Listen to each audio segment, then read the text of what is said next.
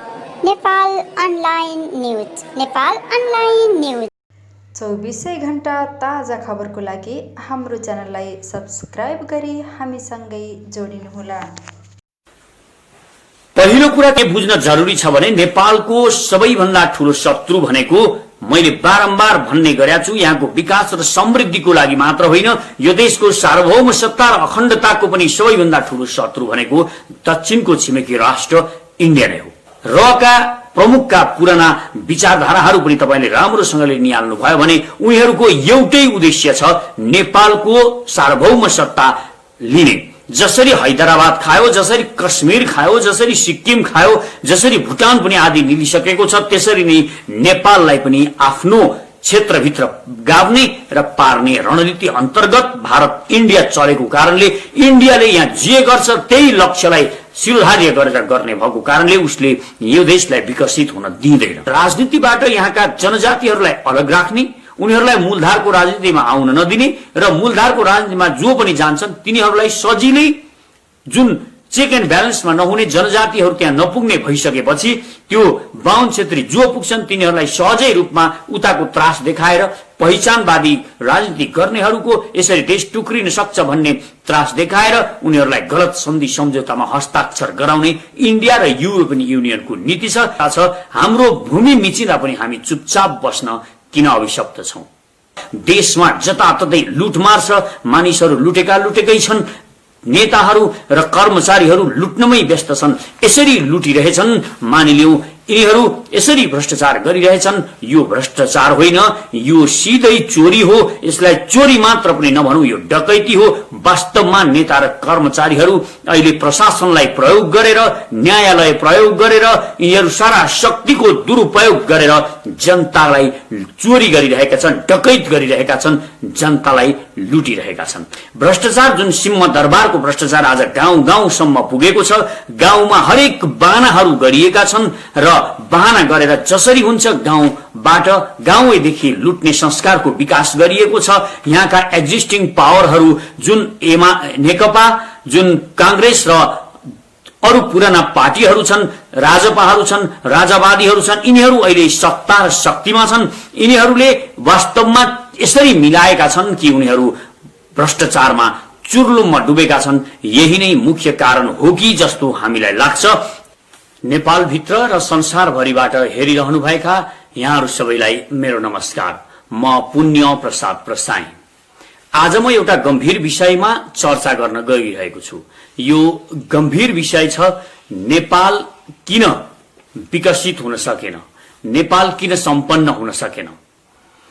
यो सरसर्ती हेर्दाखेरि हामीलाई केही कुराहरू लाग्छन् जुन वास्तविकतामा गहिरिएर हेर्दाखेरि ती कुराहरूलाई हामीले निकै फरक रूपमा पनि बुझ्न सक्छौं। विश्वको सबैभन्दा बहादुर जाति, वीर जाति भनेर कहलिएको गोर्खाली जाति, विश्वको सबैभन्दा शक्तिशाली जाति भएको देश नेपाल, जसले ब्रिटेनलाई दोस्रो विश्वयुद्ध जितायो। ब्रिटेनलाई दोस्रो विश्वयुद्ध मात्र जिताएन, यसले आज पनि शान्ति मिशनमा भयानक कामहरू गरिरहेको छ भने संयुक्त राष्ट्र संघ मार्फत शान्ति मिशनमा पीस किपिङमा यसको ठूलो भूमिका रहेको छ भने अहिले इन्डियाको सुरक्षा समेत यसले गरिरहेको छ। सिंगापुर, दुबईमा पनि यो सुरक्षा प्रदान गरिरहेको छ भने इंग्ल्यान्डकै पनि एउटा शक्तिशाली सेनाको रूपमा यो रहेको छ। तर यही सेना यति शक्तिशाली बहादुर जाति हुँदा हुँदै पनि हामीले हाम्रो ग्रेटर नेपाल किन बचाउन सकेनौं र आज नेपालको भूमि नै मिचिएको अवस्था छ। हाम्रो भूमि मिचिँदा पनि हामी चुपचाप बस्न किन अभिशप्त छौं? यसको उत्तर पनि खोजिनुपर्छ। विश्वको श्रमजीवीहरू बस्ने एउटा विश्वको सबैभन्दा श्रमिक देश, तेस्रो श्रमिक देशको रूपमा आज नेपाललाई विश्वले चिन्ने गर्छ। तर यस्तो श्रमिक देश किन बन्न सकेन? आफ्नै देश भने किन गरिब छ? विश्वमा तपाई हेर्नुस्, आज नेपालीहरू 85 लाख नेपालीहरू आफ्नो परिवार छोडेर यो देश छोडेर बाहिर जानु भएको छ र उहाँहरूले अरब बनाउनु भएको छ, मलेसिया बनाउनु भएको छ, सिंगापुरमा काम गरिरहनु भएको छ। विश्वका ठूला राष्ट्रहरू र राष्ट्रहरूलाई, विविध राष्ट्रहरूलाई सम्पन्नशाली बनाउनमा दिनरात खटिरहेका नेपालीहरूले के वास्तवमै नेपाल बनाउन नसकेको हो? नेपालीहरूकै कारणले नेपाल नबनेको हो या अरू नै केही कारण छ, यसको पनि उत्तर आज खोजिनु पर्छ भन्ने मलाई लाग्छ। विश्वको एउटा अद्भुत देश जहाँबाट सबै खाले धर्महरू, विश्वमा धर्मकै कुरा गर्ने हो भने एसियाबाट सबै किसिमका धर्महरू एसियाबाट गएका छन् भने ती धर्महरूमा पनि विश्वमा सत्यको विचार नेपालबाट 90% भगवानहरू र विचारहरू नेपालबाट गएका छन्। 90 नभन्दा पनि 80% विचारहरू यहीँबाट गएका छन्। यहाँबाट गएको छ किरातेश्वर महादेव शिवजीको शिवसूत्रदेखि लिएर तपाईँ हेर्नुहोस्, यो पार्वती माताले सुरु गर्नुभएको, सुम्निमाले सुरु गर्नुभएको हिन्दू धर्म यहाँबाट गएको छ। यहाँबाट विविध किसिमका भगवान बुद्धको बुद्ध दर्शन यहाँबाट गएको छ। त्रिपिटक जस्तो दर्शन यहाँबाट गएको छ। अष्टावक्र जस्तो महान विदुषी विद्वानले दिनुभएको अष्टावक्र ज्ञान यहाँबाट गएको छ। पाणिनीको व्याकरण यहाँबाट गएको छ। वेदहरू यहाँबाट गएका छन्। मुन्दुम यहाँबाट गएको छ। विश्वका महान महान धर्महरू यहाँबाट सिर्जना भएका छन्। तर नैतिक शिक्षा र नैतिकता दुनियाँलाई सिकाउने यही देश आज विश्वको तेस्रो र सबैभन्दा भ्रष्ट मुलुक बन्न गइरहेको छ। आखिर यसको कारण के हो, यो पनि हामीले खोज्नुपर्छ। आज दुनियाँमा यस्ता धेरै देशहरू छन् जुन देशमा केही नहुँदा नहुँदै पनि ती देशले धेरै नै प्रगति गरेका छन्। जस्तो हामी दुबई र अरबहरूमा त तेल छ, तर दुबईमा न सुन खानी छ, न पानी छ, न त्यहाँ तेल नै छ। तेल पनि त्यहाँको 1% मात्र तेलको त्यहाँको आय छ। तथापि पनि त्यो देशले विकास गरेको छ। तर नेपाल एउटा यस्तो देश हो जहाँ सुनको पीडामा हामी सुत्ने गर्छौं, तर भीख मागिरहेका छौं। यहाँ जे पनि छ, यहाँ उर्वर भूमि छ, जडीबुटी छन्, वन जंगल छ, पानी छ, खनिजहरू छन्, मिनरल छ, सबै प्रकारका साधन स्रोतहरूले सम्पन्न यो विश्वको एउटा स्वर्ग र महान देश। तथापि यही देश गरीब बनेको छ। गरीब पनि यति तन्नम गरीब कि विश्वको सबैभन्दा गरीब देश बनिरहेको छ। यसको कारण के हो, यो कारण के हुन सक्छ, आज म यहाँ चर्चा गर्नेछु र यहाँहरूलाई बुझाउने र बुझ्ने प्रयास गर्नेछु। मुख्य कारण, हामी गरीब हुनुको मुख्य कारण खोज्नु अघि म यहाँहरूलाई एउटा सानो कथा बताउन चाहन्छु। यो कथाले पनि थोरै हामीलाई यो कुरा बुझ्नमा सहयोग गर्छ। एउटा युवक पोखरीमा पौडी खेल्न गएछ। पौडी खेल्नको लागि ऊ पोखरीमा त पस्यो, तर ऊ पौडिदो रहेनछ, हात खुट्टा पनि चाल्दो रहेनछ। केवल उसलाई डर रहेछ, कतै म यो पानीमा डुब्ने पो हुँ कि कसरी तैरने होला, उसलाई चिन्ता पर्दो रहेछ। र ऊ यही कुराको सोचले, यो डरको कारणले ऊ पौडिदो पनि रहेनछ। र एक विद्वान मानिस त्यही पोखरीको डिलमा आइपुगेछन् र ती विद्वानलाई त्यो युवकले सोधेछ, म कसरी तैरने होला, यो पानीमा म कसरी तैरन सक्छु। विद्वानसँग ती युवकले सोधेछन्। विद्वानले भनेछन्, पानीभित्र पसेको छ, कुनै अभ्यास गर्दैन। उनलाई पनि सम्भवतः रिस उठेको थियो होला। उनले भनेछन्, तिमी मर्नुपर्छ, यसको लागि तिमी मर्नुपर्छ, मरेपछि तिमी तैरन्छौ। यो भनेको निकै ठूलो नै व्यङ्ग्य थियो, किनभने मरेपछि पानीले तैर्याउँछ, उसले पौडिन सिक्नै पर्दैन। हामी आज यो देशका युवाहरू पनि, यो देशमा बेथिति छ, गरिबी छ। हाम्रा 85 लाख मानिसहरू, यो देशका होनहार युवाहरू विदेशमा हुनुहुन्छ। विदेश पूरा गरीब छ, कंगाल बनाइएको छ। यसको कारण के हो भनेर हामीले सोध्यौं भने हरेक युवाहरूले हामीलाई एउटै कुरा भन्ने गर्छन्, राजनीतिमा यो सिस्टम र यहाँका दलहरू नै यसको मुख्य कारक हुन् भन्ने गर्छन्। तर उनीहरू त्यो राजनीतिमा कहिल्यै प्रवेश गर्ने हिम्मत गर्दैनन्। उनी त्यहाँ प्रवेश गरे पनि, उनीहरू प्रवेश त राजनीतिमा यसै पनि हामी पुगेकै हुन्छौं, त्यहाँ पौडिने प्रयास गर्दैनौं। र हामी युवाहरू नमरिकन यो देश बन्दैन कि भने जस्तो अवस्था सिर्जना भएको छ। अर्थात् यो पिढी सिंगै, यो पिढी मरिसकेपछि मात्र यो देश बन्ने हो कि भन्ने शंका लाग्न पनि थालेको छ।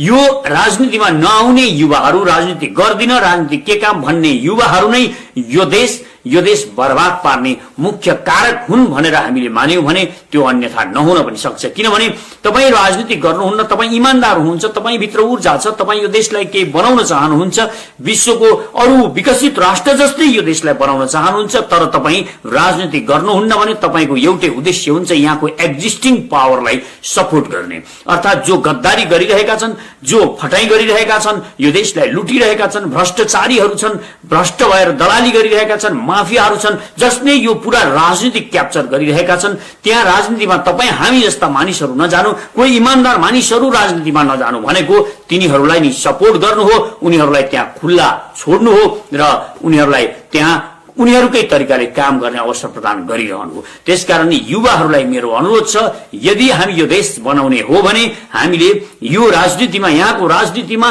पूर्ण रूपमा हामीले संलग्न भएर सचेत नेपाली पार्टीले एउटा जुन अभियान सुरु गरेको छ देशका युवाहरूलाई जोड्ने, यो अभियानमा जुट्नु हुन म सबैलाई अनुरोध गर्छु र हामीले राजनीतिमै सक्रियता देखाएर एक्जिस्टिङ पावर जसले सारा सुविधाहरू लिएको छ, देशलाई लुटेको छ र पूरा प्रशासन, न्यायालय र सारा कुराहरूको प्रयोग गरेर उसले देश लुटिरहेको छ।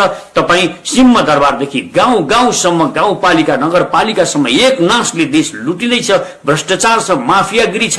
यो तोड्नको लागि हामी युवाहरूले राजनीतिमा जानुपर्ने अत्यन्तै आवश्यकता भएको छ। त्यसै कारणले हामी सचेत नेपाली म यति धेरै कराइरहेको छु कि हामी आउँ, जोड्यौं र एउटा निर्विकल्प नयाँ शक्तिको निर्माण गरौं, जसले यो एक्जिस्टिङ पावर कांग्रेस, कम्युनिस्ट र यहाँका अरू जति पनि पुराना दल र नेताहरू छन् तिनीहरूलाई हामीले टक्कर दिन सक्यौं र तिनीहरूलाई राजनीतिबाट विस्थापित गरेर युवाहरूलाई सत्ता र शक्तिमा पुर्याउन सकौं, जुन युवाहरू इमानदार हुन् र यो देशको लागि चिन्तन गरून् र विकास गर्न, यहाँको समृद्धि ल्याउन र रोजगारी सिर्जना गर्नमा उनीहरू खटुन्। यो चाहना हाम्रो छ र हामी जोड्यौं भन्ने म विनम्र अनुरोध पनि गर्छु। म फेरि विषय प्रवेश गर्छु। विषय छ, हाम्रो विषय हो यो देश विकसित हुन नसक्नु, यो देशमा समृद्धि आउन नसक्नुको प्रमुख कारण, यति धेरै व्यवस्थाहरू बदलिएर पनि यो देशमा समृद्धि आउन नसक्नुको कारण के हो, म त्यसको खोजी गरिरहेको छु र आज यो चर्चामा हामीले यो कुरा खोज्ने छौं भन्ने मलाई विश्वास पनि छ। म चर्चा गरिरहेको छु हामी किन गरिब भयौं, हामी गरिब हुनुको कारण के हो। यति धेरै राजनीतिक परिवर्तन भइसक्दा पनि, यो देशका नागरिकहरूले हरेक सम्भावनाहरूको खोजी गरिसक्दा पनि यो देशमा गरिबी अझै उही रूपमा छ, समृद्धि आएको छैन। उसरी नै मानिसहरू विदेशमा गइरहेका छन्, बाटाहरू उस्तै तन्नम छन्, बाटाहरू उस्तै साँघुरा छन्, कुनै विकासको कुनै गौरव लाग्दो चीज एउटा पनि निर्माण भएको देख्न पाइँदैन। यसको कारण के हो, यो आज हामी खोजिरहेका छौं र हामी सबैले भन्ने गरेको एउटै कारण भनेको हामीलाई के लागेको छ भने भ्रष्टाचार नै यसको मूल कारण हो। भ्रष्टाचार, जुन सिंहदरबारको भ्रष्टाचार आज गाउँ गाउँसम्म पुगेको छ, गाउँमा हरेक बाहनाहरू गरिएका छन् र बाहना गरेर जसरी हुन्छ गाउँबाट गाउँदेखि लुट्ने संस्कारको विकास गरिएको छ। यहाँका एक्जिस्टिङ पावरहरू जुन नेकपा, जुन कांग्रेस र अरू पुराना पार्टीहरू छन्, राजपाहरू छन्, राजावादीहरू छन्, यिनीहरू अहिले सत्ता र शक्तिमा छन्। यिनीहरूले वास्तवमा यसरी मिलाएका छन् कि उनीहरू भ्रष्टाचारमा चुर्लुममा डुबेका छन्। यही नै मुख्य कारण हो कि जस्तो हामीलाई लाग्छ। तर यो चौथो नम्बरमा पर्छ। चौथो नम्बरमा भ्रष्टाचार, जसलाई हामीले मूल कारण मानेका छौं, त्यो चौथो नम्बरमा पर्छ भन्दा तपाईलाई आश्चर्य लाग्न पनि सक्छ। अब प्रमुखतातिर जाउँ, जोडतिर जाउँ।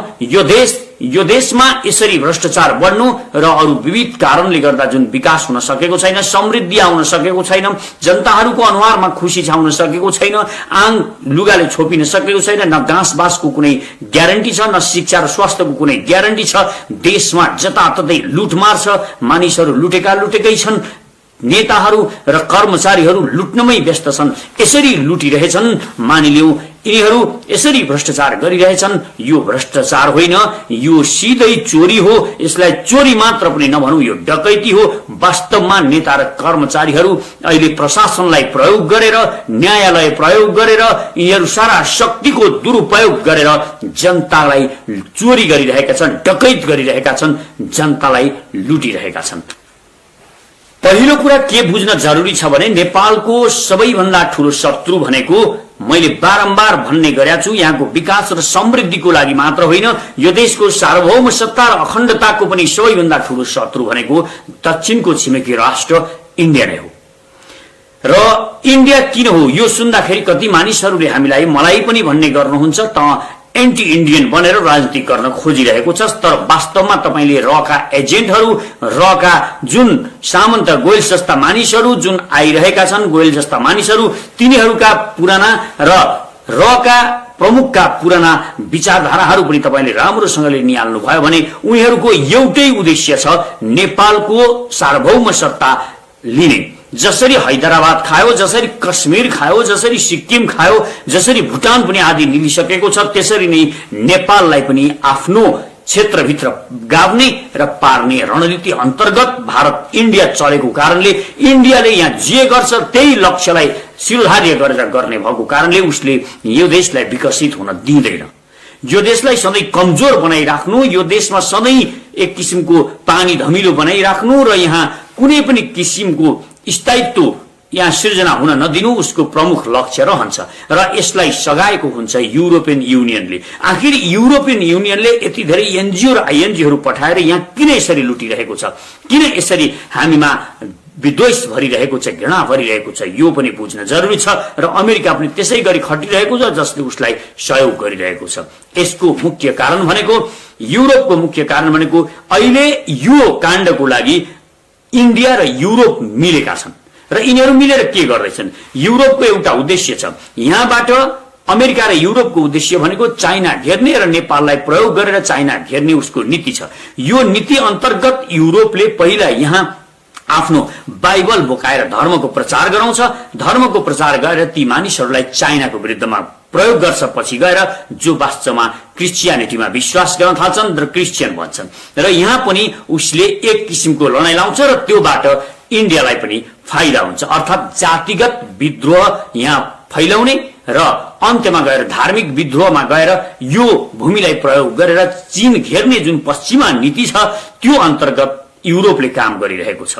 जस्तो अहिले चिकन नेक भनेर जुन दार्जिलिङ सिलगुडी क्षेत्रलाई इन्डियाले मान्ने गर्छ, त्यहाँ पनि त्यसरी नै युरोपियन युनियनले आफ्नो धार्मिक प्रचारको लागि ठूला ठूला अफिसहरू खोलेको छ भने नेपालमा पनि त्यसरी नै उनीहरू बाइबल बोकाएर पठाइरहेका छन् र यहाँ एक किसिमले मानिसमा धार्मिक प्रचार गरेर उनीहरू तिनी मानिसहरूलाई क्रिस्चियन बनाउने र तिनी क्रिस्चियनहरू मार्फत पछि चाइनाको विरुद्धमा उनीहरूलाई प्रयोग गर्ने यो नीति युरोपको छ, अमेरिकाको छ र उनीहरू यो नीति अन्तर्गत काम गरिरहेका हुन्छन् र यसले भोलिका दिनमा इन्डियालाई पनि सहयोग पुग्ने। अहिले इन्डियाले पनि यो जातिगत विद्रोह फैलाएर जस्तो बाहुन क्षेत्रीप्रति घृणा, जाति जनजातिप्रति घृणा, दलितहरूप्रति घृणा, दलित र बाहुन प्रतिको घृणा र धार्मिक घृणा जुन फैलाइएको छ यो क्रिस्चियनिटीले सुनियोजित रूपमा इन्डियाको सपोर्टमा यो गरिरहेको छ। यो पहिला बुझ्न जरुरी छ। त्यसकारण नेपालको सबैभन्दा ठूलो समस्या भनेको यहाँको सार्वभौम सत्ता र अखण्डतामाथि जुन हस्तक्षेप गर्न खोजिरहेको छ इन्डियाले त्यो हो र त्यसलाई सहयोग गर्ने युरोप र अमेरिकाहरू हुन् भन्ने कुरा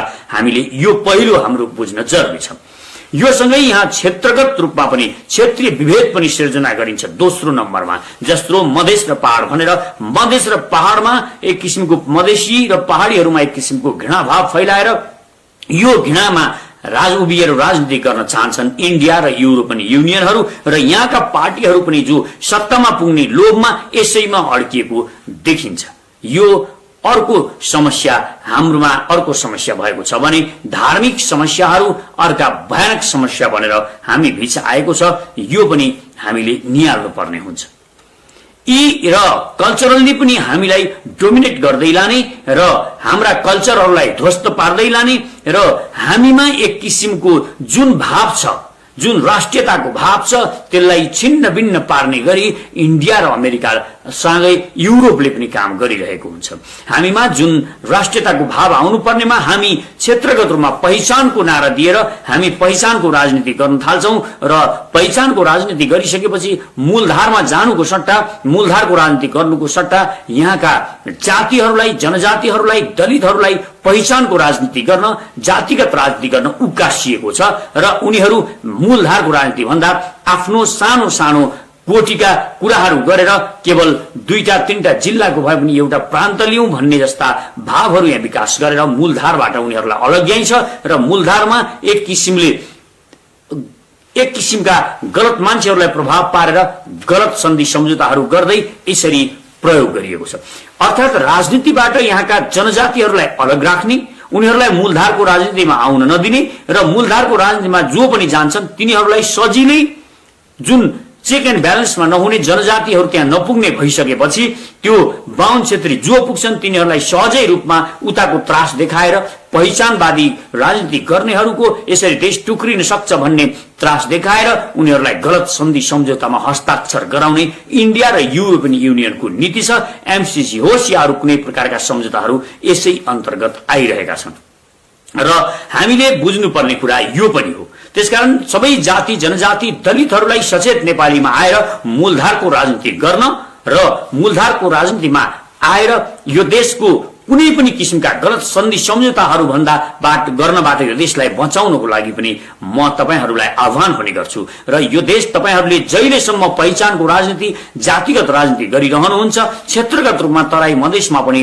जुन क्षेत्रगत राजनीति गरिरहनुहुन्छ त्यो गरिरहेसम्म यो देशको मूलधारमा तपाईहरू आएर नजोडिएसम्म वास्तवमा यो देशमा यस्तै किसिमका गलत प्रवृत्तिहरूले यो देशको सार्वभौम सत्ता र अखण्डतामाथि धावा बोलिरहनेछन् र यसमा यो देशका नेताहरू जो सत्तामा पुग्छन् प्रयोग भइरहनेछन्, किनभने उनीहरूले तपाईहरू देखाएर यस्तै जातिगत कुराहरू समस्या देखाएर, यही जाति जनजातिका समस्या देखाएर, यो क्षेत्रगत समस्याहरू देखाएर उनीहरूलाई सजिलै प्रयोग गर्ने भएकोले यो बचाउनको लागि पनि अब यो देश बचाउने हो भने सम्पूर्ण जनजातिहरूलाई, सम्पूर्ण दलितहरूलाई र मधेसी समुदायका सम्पूर्ण दाजुभाइ दिदीबहिनीहरूलाई मेरो अनुरोध छ, अब सचेत नेपालीमा जोडिएर एउटा निर्विकल्प नयाँ शक्तिको निर्माण गरौं र यहाँको एक्जिस्टिङ पावर जसले यो देश ब्रह्मलुट गरिरहेका छन्, चाहे ती कांग्रेस हुन्, चाहे ती अहिले नेकपा हुन्, चाहे राजावादी हुन् या जसपाहरू हुन्, यिनीहरूले जसरी देश बर्बाद पारिरहेका छन् तिनीहरूबाट यो देशलाई मुक्त गर्नको लागि हामीले अब एउटा मूलधारको राजनीतिमा आउन अत्यन्तै जरुरी छ। त्यसपछाडि चौथो नम्बरमा आउँछ भ्रष्टाचार। भ्रष्टाचार पनि यसरी गमजेको छ यो देशलाई कि यो देशमा भ्रष्टाचार हुनुमा पनि यही जुन अस्थिरताको भावना विदेशीहरूले खेलिरहेका छन्, यो अस्थिरताको भावना भइसकेपछि जुन इन्डियाले यहाँ माइक्रो म्यानेजमेन्ट गरेर साना साना पदमा समेत आफ्ना मान्छेहरू उसको सजिलो हुने मानिसहरूलाई पुर्याउन थालिसकेपछि सबैले अनसेक्युरको भावना, एउटा सेक्युरिटीको भावना विकास नहुने र यहाँका मन्त्री प्रधानमन्त्री सबै आफ्नो सत्ता जोगाउनको लागि र केवल सत्तामा टिकिरहनको लागि राजनीति गर्ने भएको कारणले र उसले टिकाइदिन्छ भन्ने भावले राजनीति गर्ने भएको र आफ्नो दर्शन विचारहरू कुनै पनि नलिकन केवल सत्ताको लागि राजनीति गर्ने गर्छन्, जसको कारणले सत्तामा बसिरहनको लागि अर्को पटक फेरि चुनाव जित्नको लागि उनीहरूलाई भ्रष्टाचार गर्नुपर्ने उनीहरूको बाध्यता हुन्छ, सिर्जना हुन्छ र उनीहरू भ्रष्टाचारमा तल्लीन भएर त्यो देश लुट्न लाग्छन् र यसरी गाउँ गाउँदेखि अर्कोचोटि चुनाव जित्नको लागि बढीभन्दा बढी पैसा खर्च गरेर जसरी हुन्छ जनतालाई, नागरिकलाई बेवकूफ बनाएर भ्रष्टाचार गरेर यो देशको दोहन गरेर उनीहरू अर्को पटक चुनाव जित्ने तयारी गर्न थाल्छन्। यो कारणले गर्दा यो देशमा ब्रह्मलुट भएको छ, यहाँ रोजगारी सिर्जना भएका छैनन् र एउटा बुझ्नुपर्ने कुरा के हो भने कहिल्यै पनि यहाँका मन्त्री र प्रधानमन्त्रीहरू हामीले चाहेका मानिसहरू बन्न पाउँदैनन्। जहिले पनि इन्डिया या युरोपियन युनियनले चाहेको जस्तो मानिसहरू बन्छ। तपाईँ अर्थमन्त्री हेर्नुभयो भने जहिल्यै पनि अर्थमन्त्री युरोपियन युनियनको दलाल बन्छ। त्यो दलालले यसरी यो देशका उद्योग धन्दाहरू ध्वस्त पार्नमा यसरी तल्लीन गर्छ।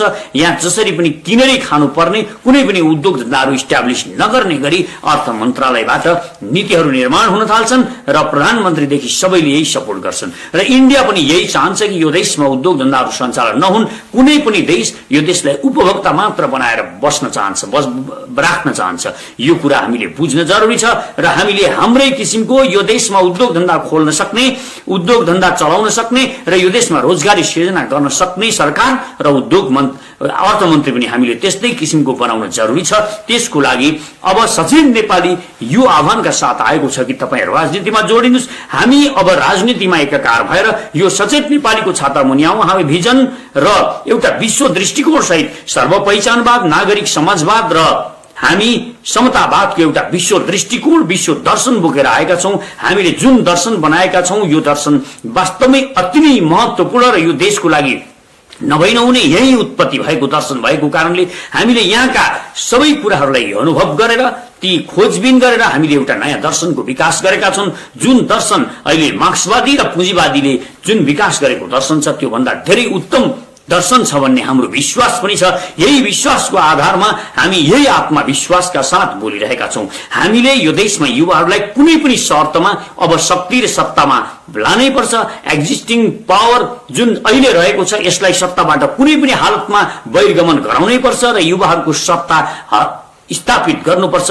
यसो गरेको खण्डमा र यो युवा शक्ति जो सत्तामा पुग्छ यो सर्वपहिचानवादी नागरिक समाजवाद र समतावादको यो मूल दर्शन लिएर जब यो युवाहरूले सत्ता लिन्छन् तब यो देश बन्नमा कति बेर पनि लाग्दैन, किनभने यस देशका सारा समस्याहरूको हामीले पहिचान गरेका छौं। हामीले जब सत्तामा पुग्नेछौं, सचेत नेपालीले जब शक्ति प्राप्त गर्नेछ त्यो बेला उसले सबैभन्दा पहिला गर्नुपर्ने कामहरूमा प्रवेशाज्ञा यो इन्डियासँगको जुन सम्बन्ध छ यो सम्बन्धमा पनि पुनर्विचार गर्दै हामीले प्रवेशाज्ञा लागू गरेर यो जुन यो नियमित रूपमा यसरी निर्विकल्प रूपमा आवत जावत भइरहेको छ यसलाई पनि रोक्न सक्नुपर्छ। यति गरेको खण्डमा र हामीले हाम्रा कृषि र पर्यटनमा हामीले ध्यान दिएको खण्डमा यहाँका नदीनालाहरूमा ध्यान दिएको खण्डमा म विश्वास दिलाउन चाहन्छु यो देशलाई 15 वर्षभित्रमा विश्वको 15औं धनी देशमा स्थापित गराउन सकिन्छ यो सम्भावना छ।